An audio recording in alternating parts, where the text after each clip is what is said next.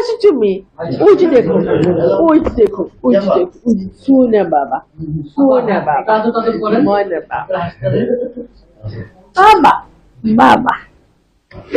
কবিতা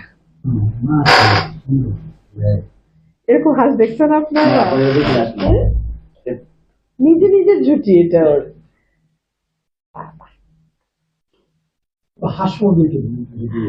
হাঁস তো আমি ছোটবেলা থেকে তো আমি পালি এগুলা আমার তো কোনো ভাই বোন ছিল না তো আমার অনেক পেট ছিল আমার অনেক হাঁস ছিল মোরগ ছিল আমার কবুতর ছিল তো এরপরে তো আসলে আম্মু চাকরির সুবাদে আমরা বড় বড় বাসায় থাকতাম আম্মা বড় চাকরি করতেন সরকারি বড় কোয়ার্টারে থাকতাম এরপরে তো আমরা ছোট অ্যাপার্টমেন্টে চলে গেলাম তখন আসলে এই হাঁস টাস আমার আর হলো না পালা ওরে বাবা ওরে বাবা ওরে বাবা ওরে বাবা ওরে বাবা এটা নিয়ে যাবো হ্যাঁ এটা নিয়ে যাবো তো এরপরে তো এখন অ্যাপার্টমেন্টে যখন চলে গেলাম তখন তো আর সম্ভব হয় না তাও আমি অ্যাপার্টমেন্টে পালি লুকায় লুকায় অল্প বাট এখানে আমার অনেক হাঁস মুরগি অনেক কিছু আছে তো ওদের সাথে আমার বেশিরভাগ সময় আমার ফ্রি টাইম গুলো ওদের সাথে এই জন্য কি হাসপাতালতে বেছে নিয়েছেন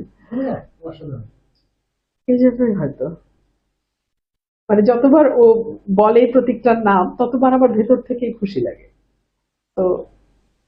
বাবা আবার হাসির ভিতরে কি কি গুণাবলী আছে যে কারণে আপনার মনে হলো যে হাঁসটাকে মার্কা করা উচিত ওরা খুব দলবদ্ধ ভাবে চলে ওরা খুব ডিসিপ্লিন মানে এটা এখন মানুষ হাসবে আমি হাঁস পালি তো এজন্য আমি জানি আর হাঁস কিন্তু লক্ষ্মীর প্রতীক ওরা ডিম দেয় ছানা দেয় অনেকে হাঁসের খামার করেই দেখা যায় যে তাদের পরিবারটা চলে তো আপনি যদি ওই দিক থেকেও দেখেন হাঁস কিন্তু একটা লক্ষ্মীর প্রতীক হাঁস কিন্তু অপরচুনিটি তাই না আমার জার্নিটা কঠিন ছিল নিশ্চয়ই তবে আমার চেয়েও কঠিন ছিল আমার নেতা কর্মীদের ধরুন আমি যদি আজকে না জিততাম আমাকে হয়তো আবার ঢাকায় ফিরে যেতে হতো আমি আমার পেশায় ফিরে যেতাম কিন্তু আমার এই যে এতগুলো কর্মী আপনি দেখতে পাচ্ছেন সবাই বহিষ্কার হয়ে গেছে এই 17টা বছর তারা এত শ্রম দিয়েছে এত কষ্ট করেছে ঘরে ঘুমাতে পারে নাই কত কত কর্মী আমার বহিষ্কার হয়ে গেছে তারা তো কেউ কোনো কষ্ট রাখে নাই মনে সবাই খুশি সবাই খুশি সবাই বলতেছে আলহামদুলিল্লাহ আমি এই ভালোবাসার ঋণ কিভাবে শোধ করবো